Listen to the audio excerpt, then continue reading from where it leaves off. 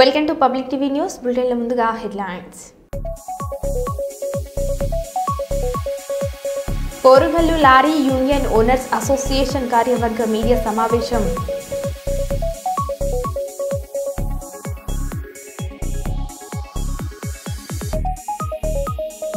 Mobile forensic వాహనం ప్రారంభించిన Ramagundam police commissioner.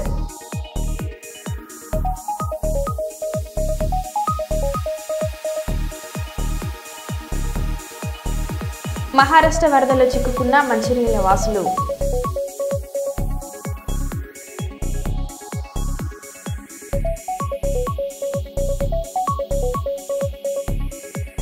Srisailam జలాశయానికి కొనసాగుతున్న భారీ వరద నీరు.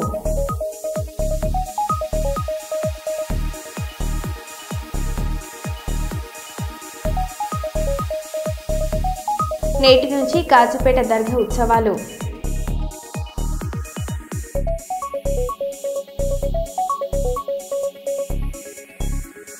నర్సింహులపేట మండల కేంద్రంలోని భారతీ ఫెర్టిలైజర్ వద్ద రైతులకు యూరియా కూపన్లు ఇస్తున్నారని ఒక్కోసారిగా గుంపులుగా వెళ్లడంతో తొక్కిసలాట జరిగే ప్రమాదం ఉందని పోలీసులకు సమాచారం అందడంతో ఫెర్టిలైజర్ షాప్ వద్దకు చేరుకున్న పోలీసులు షాప్ షటర్ క్రిందికి లాగి అక్కడున్న రైతులను క్యూ పద్ధతిలో పంపించి అందుబాటులో ఉన్న కూపన్లను అందించడం జరిగింది. పోలీసులు ఎవరిపై కూడా లాఠీచార్జ్ చేయలేదు. అక్కడున్న పరిస్థితి అదుపు చేయడం జరిగింది. పోలీసులపై అసత్య ప్రచారం చేయడం మంచి పద్ధతి కాదు.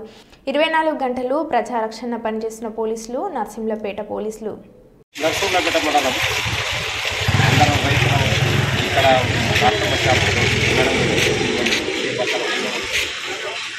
పోలీసులు కూడా ఎస్ఐ సార్ కూడా అందరూ మాకు సహకారం ఇచ్చి మొత్తం లైన్లకు నిలబెట్టి కూడా మాకు మందు బస్తాలు ఇప్పించారు. షట్టర్లకు జనం పోయి షట్టర్లో కొట్టారు కానీ పోలీసులకు మాత్రం ఎవరి మీద లాఠీ దెబ్బలు కొట్టలేదు. ఎవరికి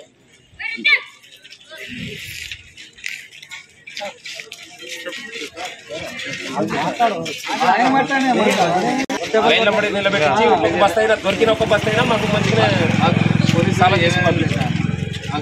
ఏమన్నా ఈ సెంటర్ కొట్టారు కానీ మాకైతే ఏమనలే. పోలీసులు కూడా ఏమనలే. మేడం ఒకసారి ఇప్పుడు షాప్కి వచ్చినాం కదా, మంది బత్తాలు ఒక మనిషికి ఒకటి ఇచ్చి అరగడుపు ఒక ఇచ్చి లైన్కి ఒక లైన్ ఇచ్చి బత్తాలు మాకేమేయాలి. మాకు పోలీసు సార్ కూడా ఏమనలే. సార్ వాళ్ళకే అసలు లెక్క చేయకుండా సార్ వాళ్ళు మనకు సాయం చేసి కింద పడేటోళ్ళం. సార్ వాళ్ళు ఇంకా లేకుండా మనకు సాయం చేసి సార్ కూడా మనకి ఇంకా సార్ వల్ల మనకు కొడితే ఇంకా ఎక్కడో ఒక్క బత్త కూడా మన ఈడ కూడా ఉండవు. ఏదో వాళ్ళకి కావాలని ప్రభుత్వం మీద నిర్ణయాలను చేసి తప్ప ఏం లేదు. ప్రభుత్వం మీద నిర్ణయాలని మనిషి ఒక ప్రశ్న ఇస్తాడు సార్.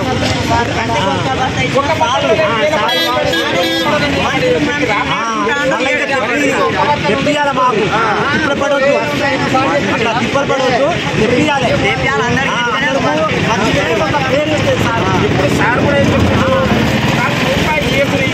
మీరేంట పత్తాలు ఎత్తుకొని చెప్పింది కాబట్టి మరి లేనప్పుడు మాటిని పోవచ్చు కదా.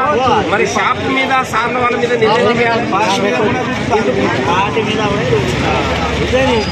రైతులపై లాఠీచార్జ్ అవాస్తవం. యూరియా కొరత అనే భావన వల్ల రైతులు భూమి కూడడంతో పరిస్థితిని చక్కదిద్దే ప్రయత్నం జరిగింది. సోషల్ మీడియాలో అసత్య ప్రచారాలు చేస్తే కఠిన చర్యలు. మీడియాతో తొర్రూరు డీఎస్పీ కృష్ణకిషోర్. రైతులపై పోలీసుల లాఠీచార్జ్ అనే అసత్య ప్రచారం జరుగుతున్నదని, దీంట్లో వాస్తవంగా జరిగింది వేరు, ఈ సోషల్ మీడియా లోపల వస్తున్నది వేరు. రైతులు మా ప్రభుత్వ ఆదేశాలు మరియు మా ఉన్నతాధికారులు డీజీపీ గారి ఆదేశాల మేరకు మేము పనిచేస్తున్నాం 24 గంటలు. రైతుల సంక్షేమం కోసమే పోలీసు కూడా పాత్ర వహిస్తుంది, ముఖ్య పాత్ర రైతుల సంక్షేమం గురించి ముఖ్యంగా. ఎందుకంటే దాదాపుగా 90% పోలీస్ డిపార్ట్మెంట్లో పనిచేస్తున్న సిబ్బంది అందరూ రైతు కుటుంబం నుంచే వచ్చి ఉన్నారు. ఏదో 1-10% వేరే రంగం నుంచి వచ్చిన వారు ఉంటారు. ముఖ్యంగా రైతుల గురించి పోలీస్ శాఖకు తెలిసినంత మంచిగా ఎవరికి తెలియదు. ఎందుకంటే రైతు బిడ్డలమే మేమంతా. ఈ అసత్య ప్రచారాన్ని మానుకోవాలి. ఎందుకంటే జరిగింది వేరు. అక్కడ ఒక 40-50 మంది ఒకేసారి రైతులు ఆతృతతోని ఒక షట్టర్లోకి ప్రైవేట్ భారతీ ఫర్టిలైజర్స్ అనే ఫర్టిలైజర్ షాప్లోకి యూరియా గురించి దూసుకు వెళ్ళడం జరిగింది. వాళ్ళ ఆతృతని మేము గమనించి మా పోలీస్ సిబ్బంది, అక్కడ ఉన్న సిబ్బంది వారిని ఒకేసారి ఆ షట్టర్లోకి 50 మంది పోతే అక్కడ ఉన్న ఒక్క వ్యక్తి టోకెన్లు ఇవ్వలేడు, డబ్బులు కలెక్ట్ చేసుకోలేడు. కాబట్టి ఆ 50 మందిని బయటికి పంపించి షట్టర్ వేయడం జరిగింది. షట్టర్ వేసే క్రమం లోపల ఎలాంటి లాఠీ చార్జ్ కానీ ఎలాంటిది జరగలేదు. అది మీకు సోషల్ మీడియాలో కూడా మీరు అసత్య ప్రచారం చేస్తున్నారు. ఇది తప్పు. పోలీస్ శాఖ 24 గంటలు ప్రజా సంక్షేమం కోసం, రైతు సంక్షేమం కోసమే పనిచేస్తూ ఉంటుంది. ఇలాంటి అసత్య ప్రచారాలు మానుకోవాలా, లేకపోతే చట్టరీత కఠిన చర్యలు తీసుకుంటాం. సోషల్ మీడియాలో వైరల్ చేసిన వాళ్ళ మీద. తర్వాత అక్కడ చూస్తున్న వీడియోలో కూడా రైతులు మరియు పోలీస్ సిబ్బంది స్నేహపూరిత వాతావరణంలో నవ్వుకుంటూ వాళ్ళు ప్రొటెక్ట్ చేస్తున్నారు. మా వాళ్ళు ఆపుతున్నారు. ఇదే అక్కడ జరిగింది. మిగతాది ఏం జరగలేదు. తర్వాత మేము 24 గంటలు పనిచేస్తున్నాము. ఈ వారం 10 రోజుల నుంచి యూరియా కొరత ఉందని, కృత్రిమ కొరతను సృష్టిస్తున్నారని సోషల్ మీడియాలో ప్రచారం జరగడం వలన రైతులంతా ఒకేసారి రావడం జరుగుతుంది. కాబట్టి రైతు సోదరులు మమ్మల్ని మీలో ఒకరిగా భావించి మాకు కోఆపరేట్ చేయాలని పోలీస్ శాఖ తరఫున, తొర్రూరు సబ్ డివిజన్ తరఫున మరియు మహబాద్ సబ్ డివిజన్ తరఫున మేము కోరుకోవడం జరుగుతుంది. Thank you. కర్నూలు జిల్లాలో ప్రసిద్ధిగాంచిన ఉరుకుంద ఈరన్న స్వామి ఆలయాన్ని 100 కోట్లతో ప్రభుత్వం అభివృద్ధి చేయాలి. ఉరుకుంద ఈరన్న స్వామిని రాజ్యసభ మాజీ సభ్యులు టీజీ వెంకటేష్ దంపతులు జిల్లాలో ప్రసిద్ధిగాంచిన ఉరుకుంద ఈరన్న స్వామి ఆలయాన్ని రాజ్యసభ మాజీ సభ్యులు టీజీ వెంకటేష్, ఆయన సతీమణి శ్రీమతి టీజీ రాజ్యలక్ష్మి దర్శించుకున్నారు. స్వామివారి దర్శనం నిమిత్తం వచ్చిన రాజ్యసభ మాజీ సభ్యులు టీజీ వెంకటేష్ దంపతులకు ఆలయ కమిటీ ఆధ్వర్యంలో ఘనంగా స్వాగతం పలికారు. ఈ సందర్భంగా రాజ్యసభ మాజీ సభ్యులు టీజీ వెంకటేష్ దంపతులకు ఉరుకుంద ఈరన్న స్వామికి ప్రత్యేక పూజలు నిర్వహించారు.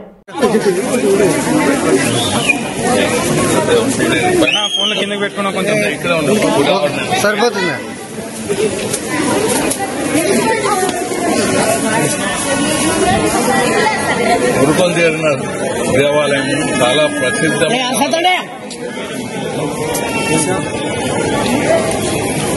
ఇక్కడ ఉగ్ర నరసింహస్వామి ఇక్కడ ఏమన్నా తప్పు పనులు చేస్తే దేవుడు క్షమిస్తాడు.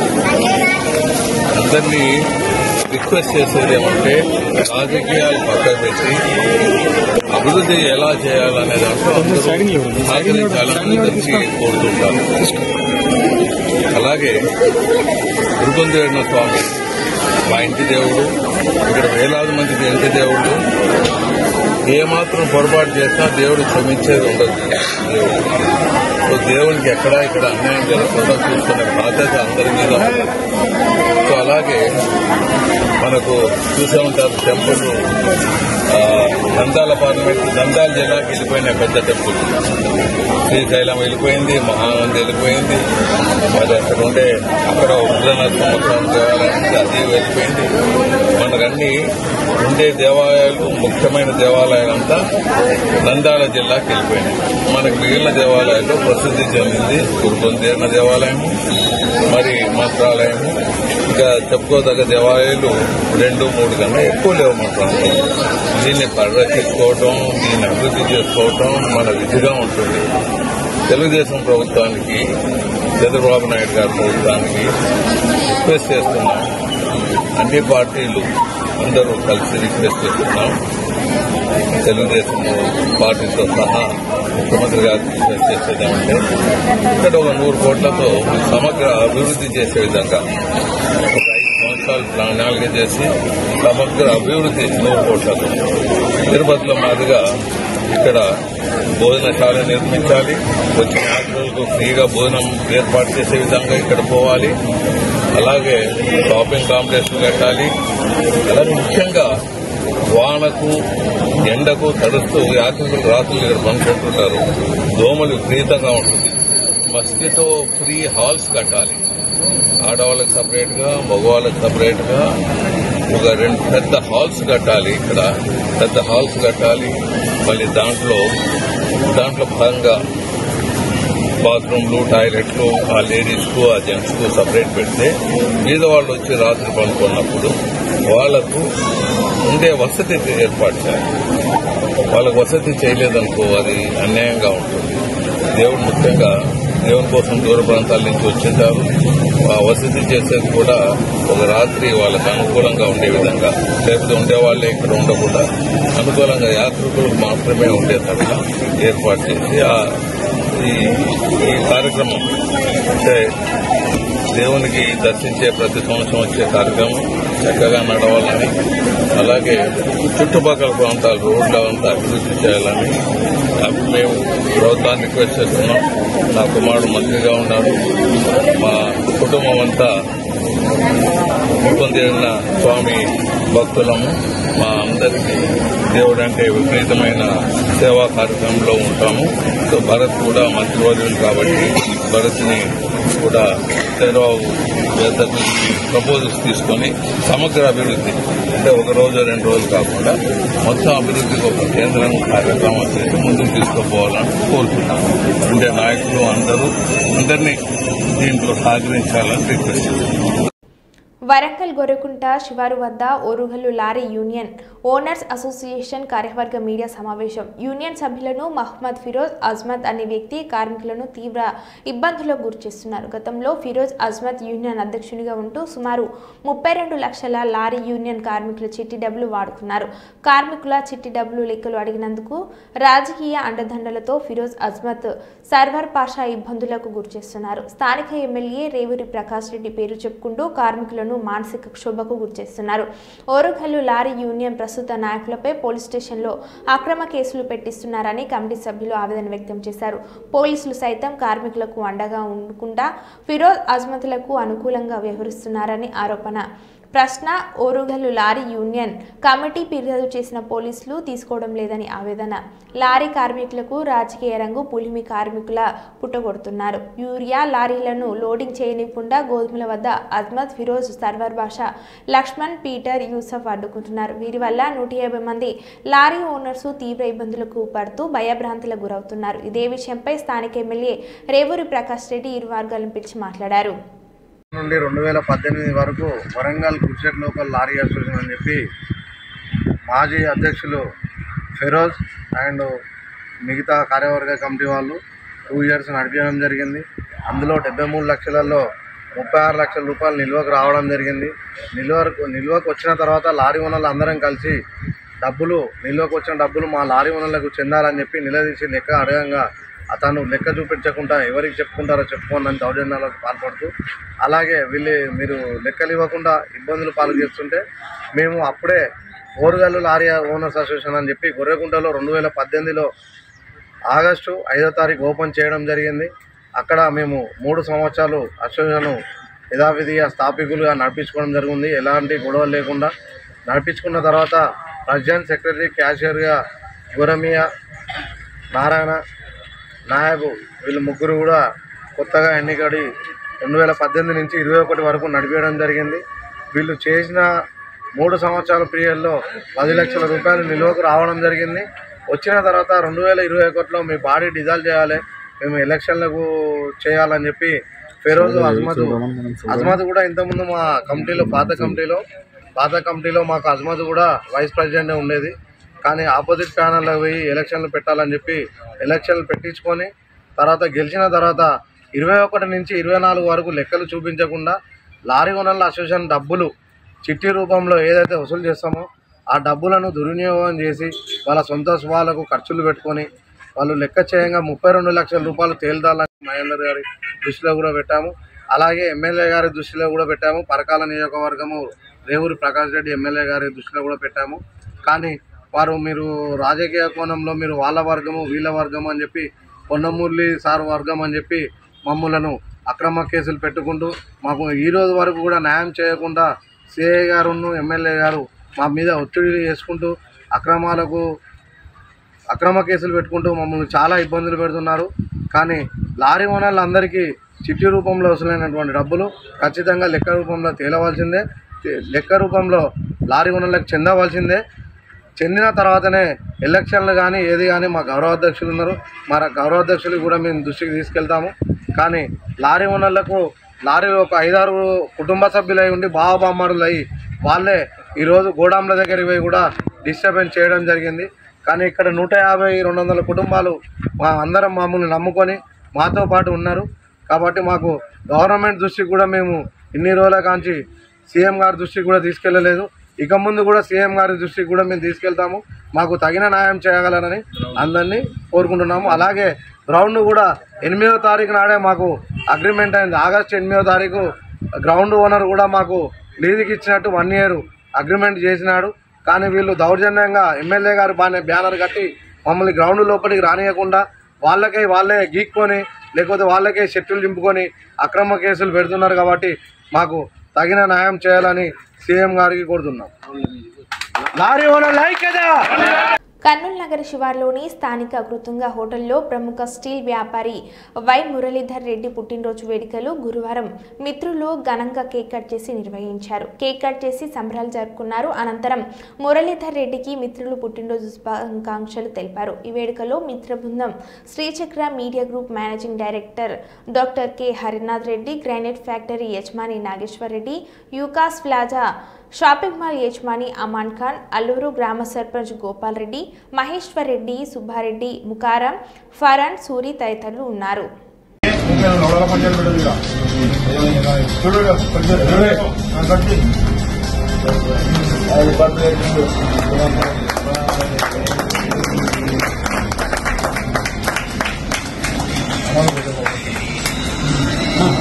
అంటే బర్త్డే బాయ్ అయినా బర్త్డే బాయ్ అయినా అయితే పెట్టాము తప్పు బర్త్డే బాయ్ వలన అలా పెట్టాము అంటే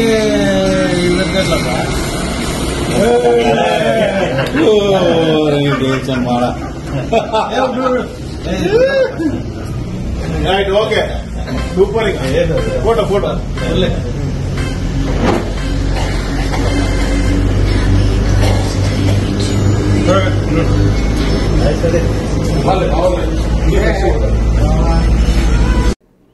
హన్మకొండ జిల్లాలోని గాజపేట దర్గా ఊర్సోత్సవాలు నేడు నుంచి 3 రోజుల పాటు అంగరంగ వైభవంగా జరగనున్నాయి. మొదటి రోజు దర్గా పీఠాధిపతి కుష్టు పాషా బర్త్డే గర్ నుంచి వెండి పాత్రలో గంధేల పానం, వస్త్రాలను, రోజ్ వాటర్ను, గుర్రాలు, బ్యాండ్ మేళాలతో సందల్ యాత్ర బియాబాని సమాధి వరకు చేరుకుంటుంది. అక్కడ నీళ్లతో బియాబాని సమాధిని శుద్ధి చేసి గంధలేపనాన్ని పూసి పూలమాలలు వేసి పట్టు వస్త్రాలు సమర్పిస్తారు. వివిధ దేశాల నుండి కులాలకు మతాలకు అతీతంగా వచ్చే భక్తుల కొరకు ఇప్పటికే అధికారులకు సమన్వయంతో అన్ని ఏర్పాట్లను పూర్తి చేశామని దర్గా పీఠాధిపతి తెలిపారు.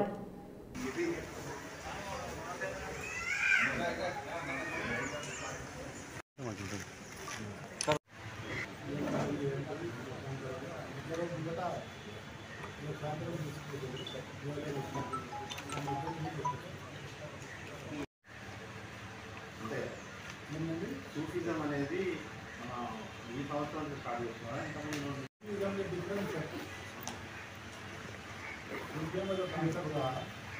కాన్సెప్ట్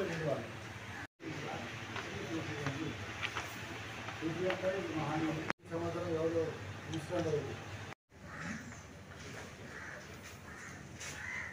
ఈసారి కూడా ఏమైనా పెడుతున్నారు హైదరాబాద్ నుంచి प्राइवेट तरक्की हो सकती है. तो कल संदल शरीफ रहेगा 22 के दिन जो है यूनिटी कॉन्फ्रेंस दिन में रहेगी और रात में जलसे फैज़ान औलिया रहेगा. देर रात उसमें हज़रत मौलाना अहमद नशबंदी साहब खिताबी फरमाएंगे. रात 1:30 बजे वह अवामी जलसा रहेगा. कॉन्फ्रेंस के बाद जलसा मुनक़्क़िद किया जा रहा है जिसमें अहमद नशबंदी साहब का ख़ुसूसी खिताब.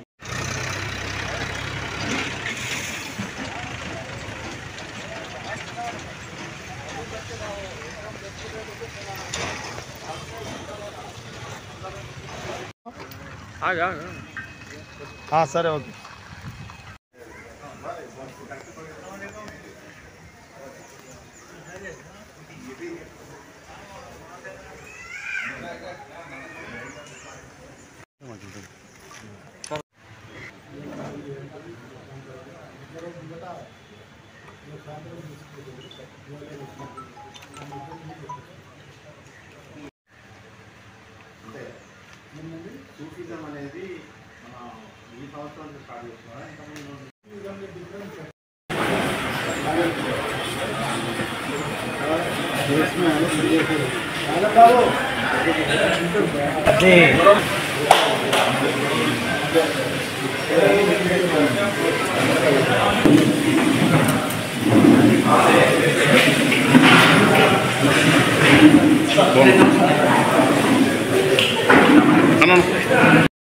शरीफ हजरत सैयद शाह अब्दुल बियाबानी ఈ తెలంగాణ సౌత్ ఇండియాలో ఒక పెద్ద దర్గా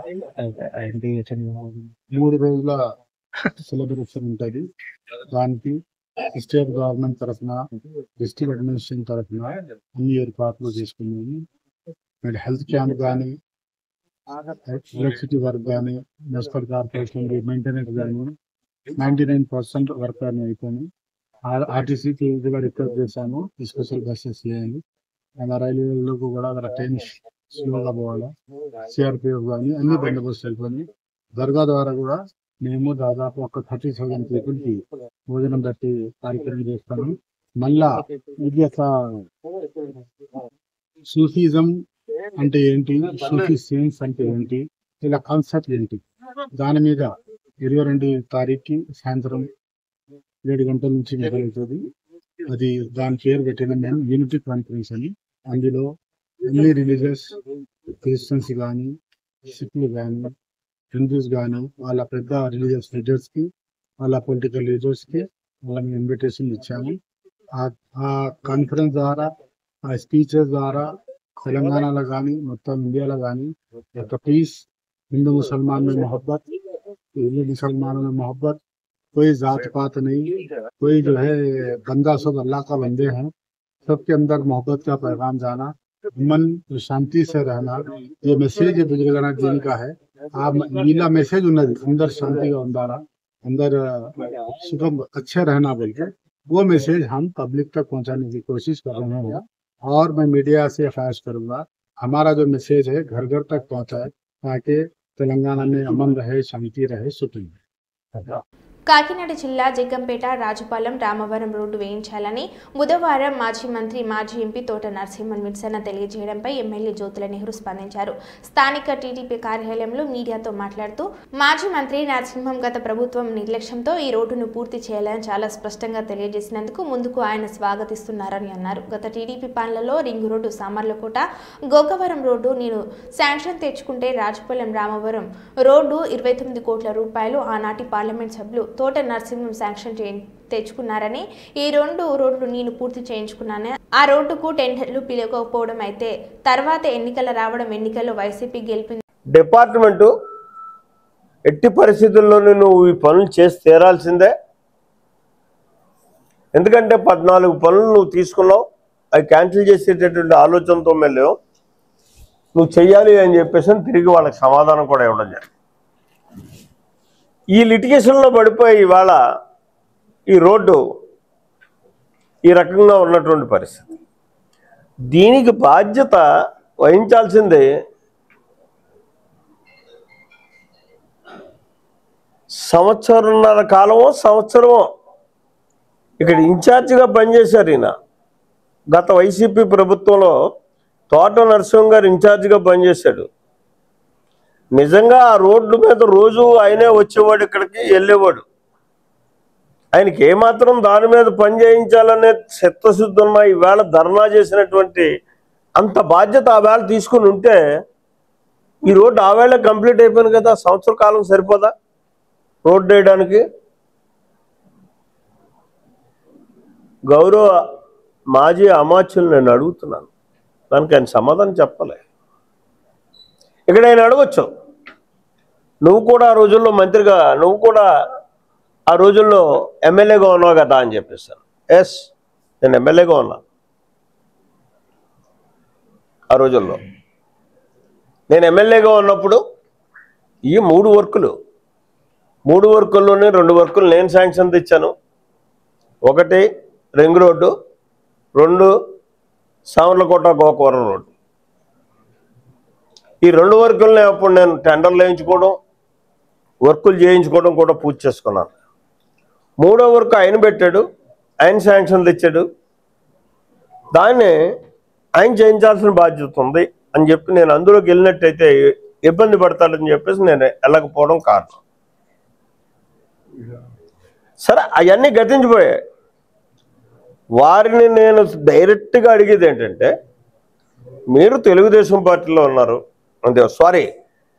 వైసీపీ పార్టీలో ఉన్నారు, ఒక మాజీ ఎంపీగా, ఓ మాజీ మంత్రిగా, ఒక పెద్ద స్థాయిలోనే మీరున్నారు. ప్రజలతో ఎన్నుకోబడ్డటువంటి శాసనసభ్యుడిని కూడా పక్కగా పెట్టి జగ్గంపేట నియోజకవర్గంలో ఇన్ఛార్జిగా మీరు ప్రకటించుకుని వచ్చారు. శాసనసభ్యుడిని పక్కకు పెట్టేశారు. అంత ఇన్ఫ్లుయెన్స్. మరో బులెటిన్లో మళ్ళీ కలుద్దాం. Stay tune.